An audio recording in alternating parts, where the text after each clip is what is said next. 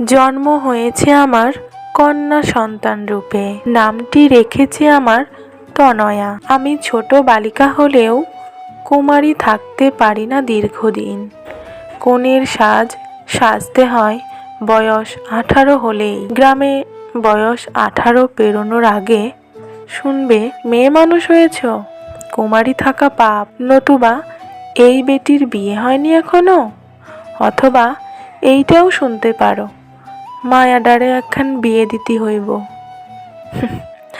আজ বাড়ির কাজের মহিলা ঝি নামে নামাঙ্কিত হয়। আচ্ছা, তারও তো একটা নাম আছে, নন্দিনী। হ্যাঁ, আমরা নারী, আমরাই পারি আত্মজা হয়ে উঠতে। ধন্যবাদ সবাইকে, ফলো করে পাশে থাকবেন।